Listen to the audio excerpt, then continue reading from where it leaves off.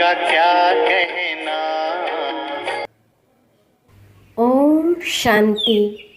25 अप्रैल 24 मधुर महावाक्य मीठा बाबा कहे मीठे बच्चे यही पुरुषोत्तम संगम युग ही गीतार एपिसोड अर्थात अध्याय अटे।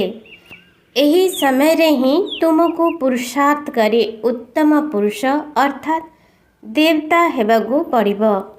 प्रश्न क्यों गोटे कथार ध्यान सर्वदा रहिले तुमर भेड़ा पार होइजिब। उत्तर जदि ध्यान रहिबो जे आमको ईश्वरीय संगरे रहिबार अछि तेबे भी तुमर भेड़ा पार होइजिब। जदि संग दोष लागिगला संशय आसीगला तेबे विषय सागर रे भेड़ा बुड़ीजिब। बाबा जहा बुझाउछंती सेथिरे पिलामानंकर तिळे मात्र संशय आसीबा उचित नुहे। बाबा तुममानकु निज समान पवित्र एवं नॉलेजफुल बा ज्ञानी करबाकू आसिछंती। तेणु बाबांक संगरे ही रहिबाकू हेबो। ओम शांति। भगवान उवाच पिलामाने जानिछंती जे बाबा सेही राजयोग शिखाउछंती जहा 5000 वर्ष पूर्वे शिखाई थिले। पिलामाने जानिछंती दुनिया रे तो एही कथा केही जानि नाहंती। तेणु पचारिबा दरकार गीतार भगवान केबे आसीथिले। भगवान जहा सबू कहउछंती जे मु राजयोग शिखाई तुमको राजा मानकर राजा करुछि सेही गीता अध्याय केबे होइथिला एहा पचारिबा दरकार। एही कथा केही भी जानि नाहंती। तुमे वर्तमान वास्तव रे शुणुछ। गीतार अध्याय कलिजुग अंत एवं सत्यजुग आदिर मिलन समय ही हेबा दरकार। आदि सनातन देवी देवता धर्मर स्थापना करिबा पई निश्चिंत रूपे संगम जुगरे ही आसिबे। पुरुषोत्तम संगम युग निश्चिंत रहिछि। जदिओ पुरुषोत्तम वर्षर गायन करुछंती परंतु विचारा मानकू जना नहीं। तुमे मीठा मीठा संतान माने जानिछ उत्तम पुरुष तैयारी करिबा पाई अर्थात मनुष्य को उत्तम देवता करिबा पाई भगवान आसी पाठ पढ़ाउछंती। मनुष्य मानक मध्यरे उत्तम पुरुष एही देवता माने लक्ष्मी नारायण अटंती। एही संगम जुगरे ही मनुष्य मानकू देवता करिथिले। देवता माने निश्चिंत सत्य जुगरे ही रहिबे। बाकी समस्ते कलि जुगरे अछंती। तुमे संतान माने जानिछ आमे हेउछु संगम जुगी ब्राह्मण। एहाकू पक्का पक्का मने करिबाकू हेबो। वास्तव रे निज कुलकू केही केबे भूलंती नाही परंतु एठारे माया भुलाई देउछि। आमे ब्राह्मण कुलरे अछु पुणी देवता कुलर हेउछु। जदि एकथा मने रहिला तेबे बहुत खुशी रहिबो। तुमे राजयोग पढ़ुछ बुझुछ एबे पुणी थरे भगवान गीतार ज्ञान सुनाउछंती एवं भारतर प्राचीन राजयोग शिखाउछंती। आमे मनुष्यरु देवता हेउछु। बाबा कहिछंती काम महाशत्रु अटे। एहा उपरे विजय प्राप्त कले तुमे जगत जीत हेबा। पवित्रतार कथा को नहीं केते युक्ति तर्क करुछंती। मनुष्य मानक पाई विकार तो जेपरी खंजणा अटे।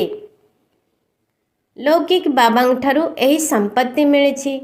बालक हेले प्रथमे प्रथमे बापांग ठारू एही वर्षा मिली थाए।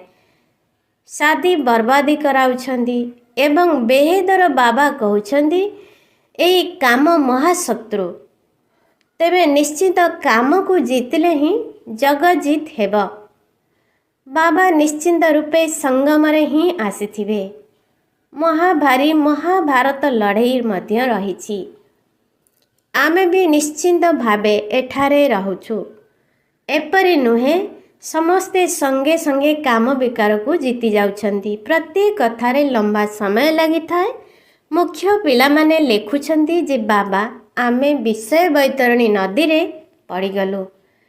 ତେବେ ନିଶ୍ଚିନ୍ତ ଭାବରେ କୌଣସି ଅର୍ଡ଼ିନାନ୍ସ ଅଧ୍ୟାଦେଶ ରହିଛି। ବାବାଙ୍କର ଆଦେଶ ହେଲା କାମ ବିକାରକୁ ଜିତିଲେ ତୁମେ ଜଗତଜିତ ହେବ। ଏପରି ନୁହେଁ ଜଗତଜିତ ହୋଇ ପୁଣି ବିକାରଗ୍ରସ୍ତ ହେଉଥିବ।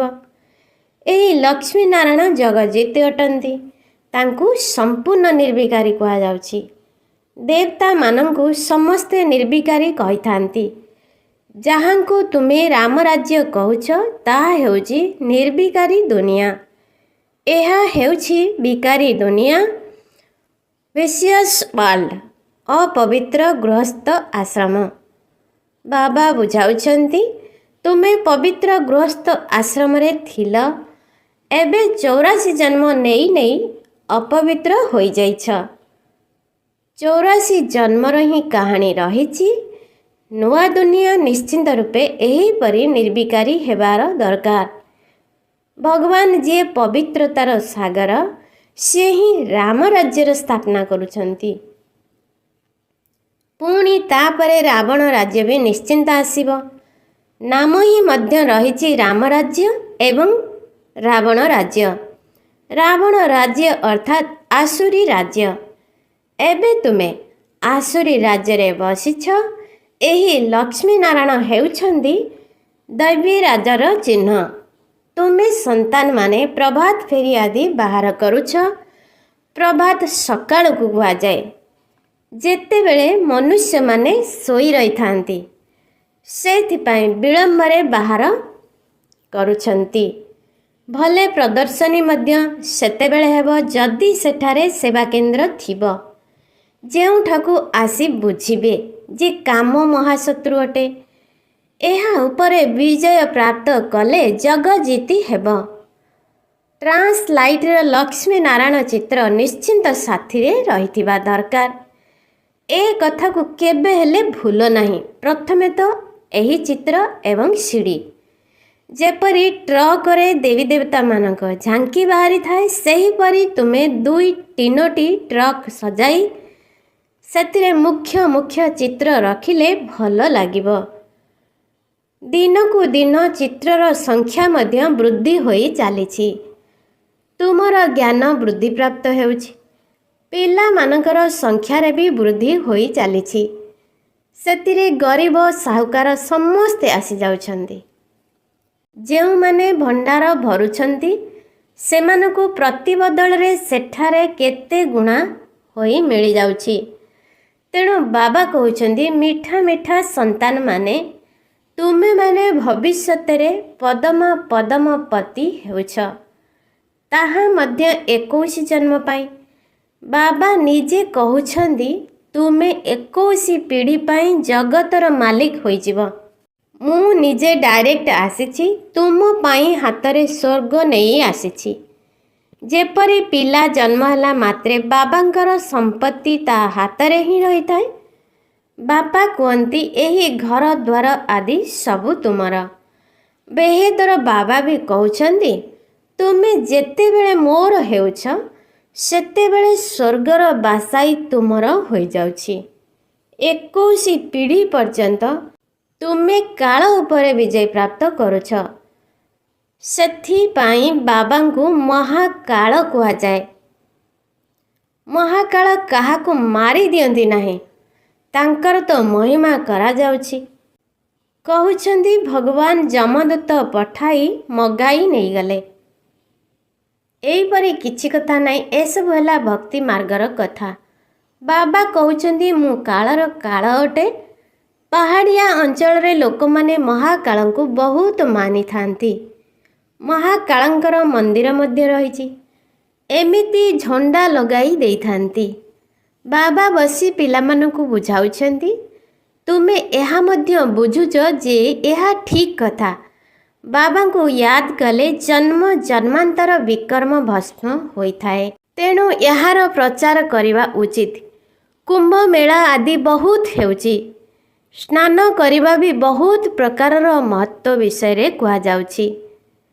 ଏବେ ତୁମେ ସନ୍ତାନମାନଙ୍କୁ ଏହି ଜ୍ଞାନ ଅମୃତ 5000 ବର୍ଷ ପରେ ମିଳୁଛି। ବାସ୍ତବରେ ଏହାର ନାମ ଅମୃତ ନୁହେଁ, ଏହା ତ ପାଠପଢ଼ା ସବୁ ହେଲା ଭକ୍ତି ମାର୍ଗର ନାମ। ବାବା କହୁଛନ୍ତି ମୁଁ ତୁମକୁ ରାଜଯୋଗ ଶିଖାଉଛି। ପାଠପଢ଼ା ଆଧାରରେ ହିଁ ଉଚ୍ଚ ପଦ ମିଳିଥାଏ, ତାହା ମୁଁ ହିଁ ପଢ଼ାଉଛି। ଭଗବାନଙ୍କର ତ ଏପରି କୌଣସି ଶୃଙ୍ଗାରିତ ରୂପ ନାହିଁ। ଏଠାରେ ତ ବାବା ଏହାଙ୍କ ମଧ୍ୟରେ ଆସି ପଢ଼ାଉଛନ୍ତି। ପାଠ ପଢ଼ାଇ ଆତ୍ମାମାନଙ୍କୁ ନିଜ ସମାନ କରୁଛନ୍ତି। ନିଜେ କ'ଣ ଲକ୍ଷ୍ମୀ ନାରାୟଣ ହୋଇଛନ୍ତି, ଯାହାଦ୍ୱାରା କି ନିଜ ସମାନ ଲକ୍ଷ୍ମୀ ନାରାୟଣ କରିବେ। ଆତ୍ମା ପଢ଼ୁଛି, ତାଙ୍କୁ ନିଜ ସମାନ ନଲେଜଫୁଲ୍ କରୁଛନ୍ତି। ଏହିପରି ନୁହେଁ ଯେ ଭଗବାନ ଭଗବତୀ କରୁଛନ୍ତି। ସେମାନେ କୃଷ୍ଣଙ୍କୁ ଦେଖାଇ ଦେଇଛନ୍ତି ସେ କିପରି ପଢ଼ାଇବେ। ସତ୍ୟ ଯୁଗରେ ପତିତ ରହିବେ ନାହିଁ। ଶ୍ରୀକୃଷ୍ଣ ତ ସତ୍ୟ ଯୁଗରେ ରହିବେ, ତାପରେ ଆଉ କେବେ ତୁମେ ଶ୍ରୀକୃଷ୍ଣଙ୍କୁ ଦେଖିବ ନାହିଁ। ଡ୍ରାମାରେ ପ୍ରତ୍ୟେକଙ୍କ ପୁନର୍ଜନ୍ମର ଚିତ୍ର ବିଲକୁଲ ନିଆରା ହୋଇଥାଏ। କୁଦରତ ବା ପ୍ରକୃତିର ଏହି ଡ୍ରାମା ବନି ବନାଇ ପୂର୍ବ ନିର୍ଦ୍ଧାରିତ। ବାବା କହୁଛନ୍ତି ଠିକ୍ ଏହିପରି ଏହି ଚେହେରାରେ ଏହି ବସ୍ତ୍ର ପିନ୍ଧି କଳ୍ପ କଳ୍ପ ତୁମେ ହିଁ ପଢ଼ିବ। ଅବିକଳ ପୁନରାବୃତ୍ତି ହୋଇଥାଏ ନା। ଆତ୍ମା ଗୋଟିଏ ଶରୀର ତ୍ୟାଗ କରି ଆଉ ଗୋଟିଏ ସେହିପରି ନିଏ, ଯାହା କଳ୍ପ ପୂର୍ବରୁ ନେଇଥିଲା। ଡ୍ରାମାରେ କିଛି ଫରକ ହୋଇପାରିବ ନାହିଁ। ତାହା ହେଉଛି ହଦର କଥା, ଏହା ହେଉଛି ବେହେଦର କଥା। ଏଥିରେ କୌଣସି ସଂଶୟ ଆସିବା ଉଚିତ ନୁହେଁ। ନିଶ୍ଚୟ ବୁଦ୍ଧି ହୋଇ ପୁଣି କିଛି ନା କିଛି ସଂଶୟରେ ପଡ଼ି ଆସି ଯାଉଛନ୍ତି। ସଙ୍ଗ ଲାଗିଯାଉଛି। ଈଶ୍ୱରୀୟ ସଙ୍ଗ ଚାଲୁଥିଲେ ତେବେ ପାରି ହୋଇଯିବ। ସଙ୍ଗ ଛାଡ଼ିଲେ ବିଷୟ ସାଗରରେ ବୁଡ଼ିଯିବ। ଗୋଟିଏ ପଟେ କ୍ଷୀର ସାଗର, ଅନ୍ୟ ପଟେ ବିଷୟ ସାଗର। ଜ୍ଞାନକୁ ଅମୃତ ମଧ୍ୟ କୁହନ୍ତି। ବାବା ହେଉଛନ୍ତି ଜ୍ଞାନ ସାଗର। ତାଙ୍କର ମହିମା ବି ରହିଛି। ତାଙ୍କର ଯେଉଁ ମହିମା ରହିଛି ତାହା ଶ୍ରୀ ଲକ୍ଷ୍ମୀ ନାରାୟଣକୁ ଦିଆଯାଇପାରିବ ନାହିଁ। ବାବା ହେଉଛନ୍ତି ପବିତ୍ରତାର ସାଗର। ଯଦିଓ ଦେବତାମାନେ ସତ୍ୟଯୁଗରେ ତ୍ରେତାରେ ପବିତ୍ର ରହୁଛନ୍ତି, ପରନ୍ତୁ ସବୁଦିନ ତ ରହୁନାହାନ୍ତି। ତାପରେ ପୁଣି ଅଧା କଳ୍ପ ପାଇଁ ତଳକୁ ଖସୁଛନ୍ତି। ବାବା କହୁଛନ୍ତି ମୁଁ ହିଁ ଜଣେ ଅଟେ ଯିଏ ଆସି ସମସ୍ତ ଆତ୍ମାର ସଦ୍ଗତି କରୁଛି। ସଦ୍ଗତି ଦାତା ଜଣେ। ତୁମେ ସଦ୍ଗତି ପାଇ ଯାଉଛ, ତାପରେ ପୁଣି ଏସବୁ କଥା ନାହିଁ। ଏବେ ତୁମେ ସନ୍ତାନମାନେ ସମ୍ମୁଖରେ ବସିଛ। ତୁମେ ମଧ୍ୟ ଶିବ ବାବାଙ୍କ ଠାରୁ ପାଠ ପଢ଼ି ଟିଚର ହେଉଛ। ସେ ହେଉଛନ୍ତି ମୁଖ୍ୟ ପ୍ରିନ୍ସିପାଲ। ତୁମେ ମଧ୍ୟ ତାଙ୍କ ପାଖକୁ ଆସୁଛ। କହୁଛନ୍ତି ଆମେ ଶିବ ବାବାଙ୍କ ପାଖକୁ ଆସୁଛୁ। ଆରେ ସେ ତ ନିରାକାର। ହଁ, ସେ ଏହାଙ୍କ ଶରୀରରେ ଆସୁଛନ୍ତି। ସେଥିପାଇଁ କହୁଛନ୍ତି ବାପ ଦାଦାଙ୍କ ପାଖକୁ ଯାଉଛୁ। ଏହି ବାବା ହେଉଛନ୍ତି ତାଙ୍କର ରଥ, ଯାହାଙ୍କ ଉପରେ ସେ ସବାରି କରୁଛନ୍ତି। ତାଙ୍କୁ ରଥ, ଘୋଡ଼ା, ଅଶ୍ୱ ବି କହୁଛନ୍ତି। ଏଥିପାଇଁ ଗୋଟିଏ କାହାଣୀ ରହିଛି। ଦକ୍ଷ ପ୍ରଜାପତି ଯଜ୍ଞ ରଚନା କଲେ, କାହାଣୀ ଲେଖିଦେଇଛନ୍ତି, ପରନ୍ତୁ ଏହା ତ ବାସ୍ତବ ନୁହେଁ। ଶିବ ଭଗବାନ ଉବାଚ ମୁଁ ଭାରତରେ ଅତି ଧର୍ମଗ୍ଲାନି ସମୟରେ ଆସିଥାଏ। ଯଦିଓ ଗୀତାବାଦୀ କହୁଛନ୍ତି ୟଦା ୟଦା ହି ଧର୍ମସ୍ୟ, ପରନ୍ତୁ ଅର୍ଥ ବୁଝୁନାହାନ୍ତି। ଏହା ତୁମର ବହୁତ ଛୋଟ ବୃକ୍ଷ, ଏହାକୁ ତୋଫାନ ବି ଲାଗୁଛି।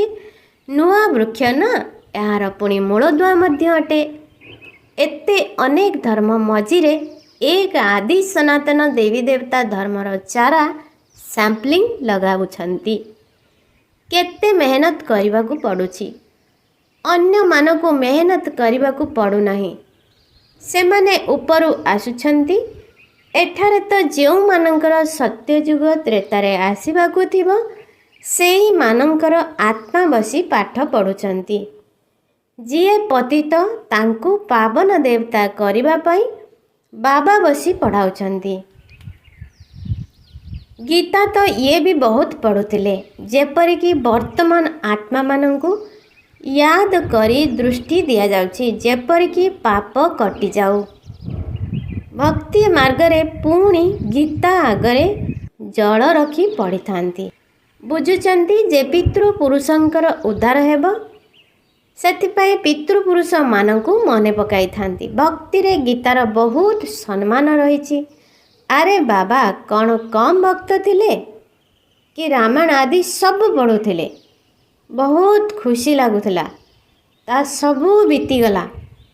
ଏବେ ବାବା କହୁଛନ୍ତି ଅତୀତକୁ ମନେ ପକାଅ ନାହିଁ, ସବୁ କିଛି ବୁଦ୍ଧିରୁ ବାହାର କରିଦିଅ। ବାବା ସ୍ଥାପନା, ବିନାଶ ଏବଂ ରାଜଧାନୀର ସାକ୍ଷାତକାର କରାଇଲେ। ତେଣୁ ତାହା ପକ୍କା ହୋଇଗଲା। ଏହିସବୁ ସମାପ୍ତ ହୋଇଯିବ। ଏକଥା ପୂର୍ବରୁ ଜଣା ନଥିଲା। ବାବା ବୁଝିଥିଲେ ଏସବୁ ବିନାଶ ହେବ। ଏଥିରେ ଡେରି ହେବ ନାହିଁ। ମୁଁ ଯାଇ ଅମୁକ ରାଜା ହେବି। ଜଣା ନାହିଁ ବାବା କ'ଣ କ'ଣ ଭାବୁଥିଲେ। ତୁମେମାନେ ଜାଣିଛ ବାବାଙ୍କର ପ୍ରବେଶତା କିପରି ହେଲା। ଏହି କଥା ମନୁଷ୍ୟମାନେ ଜାଣିନାହାନ୍ତି। ବ୍ରହ୍ମା, ବିଷ୍ଣୁ, ଶଙ୍କରଙ୍କର ନାମ ତ ନେଉଛନ୍ତି, କିନ୍ତୁ ଏହି ତିନି ଜଣଙ୍କ ମଧ୍ୟରୁ ଭଗବାନ କାହା ମଧ୍ୟରେ ପ୍ରବେଶ କରୁଛନ୍ତି ଅର୍ଥ ଜାଣିନାହାନ୍ତି।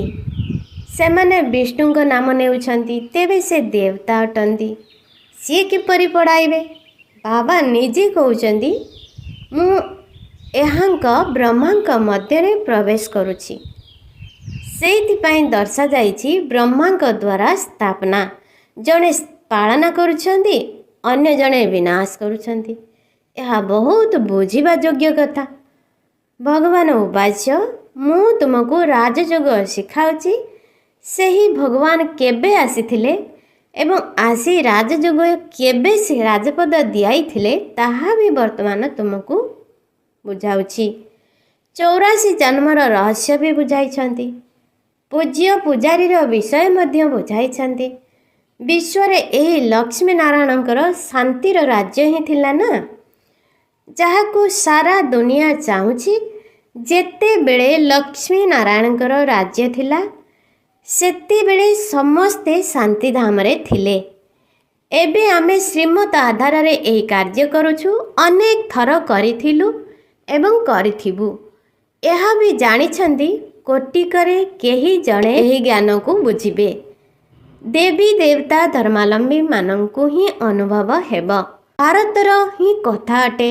ଯିଏ ଏହି କୂଳର ହୋଇଥିବ ସେଇମାନେ ବାହାରି ଆସୁଛନ୍ତି ଏବଂ ଆହୁରି ଆସିବେ। ଯେପରି ତୁମେ ବାହାରିଛ, ସେହିପରି ଆହୁରି ପ୍ରଜା ମଧ୍ୟ ତିଆରି ହେବେ। ଯିଏ ଭଲ ପଢ଼ନ୍ତି ସେ ଉଚ୍ଚ ପଦ ପାଆନ୍ତି। ମୁଖ୍ୟ ହେଉଛି ଜ୍ଞାନ ଯୋଗ। ଯୋଗ ପାଇଁ ମଧ୍ୟ ଜ୍ଞାନ ଦରକାର। ତାପରେ ପାୱାର ହାଉସଙ୍କ ସହିତ ଯୋଗ ଦରକାର। ଯୋଗ ଆଧାରରେ ବିକର୍ମ ବିନାଶ ହେବ।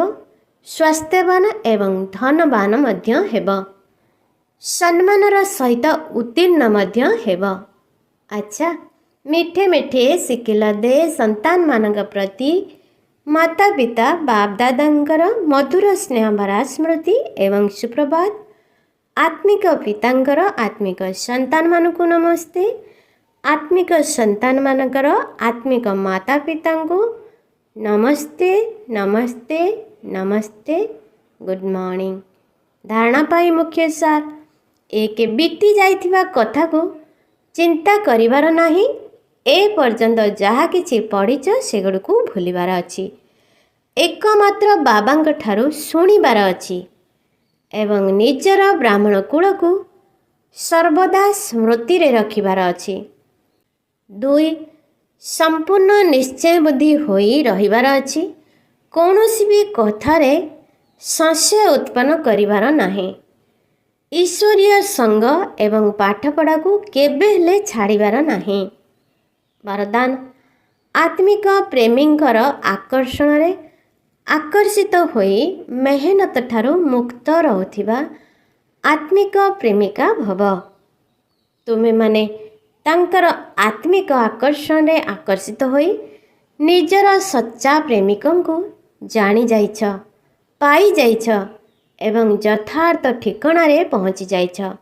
ଯେତେବେଳେ ଏଇଭଳି ପ୍ରେମିକା ସ୍ୱରୂପ ଆତ୍ମାମାନେ ଏଇଭଳି ପ୍ରେମର ରେଖା ଭିତରେ ପହଞ୍ଚି ଯାଉଛନ୍ତି, ସେତେବେଳେ ସେମାନେ ଅନେକ ପ୍ରକାରର ମେହନତରୁ ମୁକ୍ତ ହୋଇଯାଉଛନ୍ତି। କାହିଁକି ନା ଏଠାରେ ଜ୍ଞାନ ସାଗରଙ୍କର ସ୍ନେହର ଲହଡ଼ି, ଶକ୍ତିର ଲହଡ଼ି ସଦାକାଳ ପାଇଁ ସତେଜ କରି ଦେଉଛନ୍ତି। ତେବେ ମନୋରଞ୍ଜନ କରିବାର ଏହି ବିଶେଷ ସ୍ଥାନ ବା ମିଳନ କରିବାର ସ୍ଥାନକୁ ଆତ୍ମିକ ପ୍ରେମିକ, ବିଶେଷ କରି ତୁମ ଭଳି ପ୍ରେମିକାମାନଙ୍କ ପାଇଁ ହିଁ ତିଆରି କରୁଛନ୍ତି। ସ୍ଲୋଗାନ: ଏକାନ୍ତବାସୀ ହେବା ସହିତ ଏକୋନାମୀ ଏବଂ ଇକୋନାମୀ ଅର୍ଥାତ୍ ମିତବ୍ୟୟୀ ହୁଅ। ओम शांति। है हमने प्यार वो पाया जो दुनिया पा नहीं ଆଜି ମୋର ରୁଟିନ୍ ସମାନ। ମୁଁ ପରମାତ୍ମା ସ୍ନେହୀ ଅଟେ, ମୁଁ ଅନ୍ତର୍ମୁଖୀ ଆତ୍ମା ଅଟେ, ମୁଁ କର୍ମ ବନ୍ଧନରୁ ମୁକ୍ତ ଅଟେ।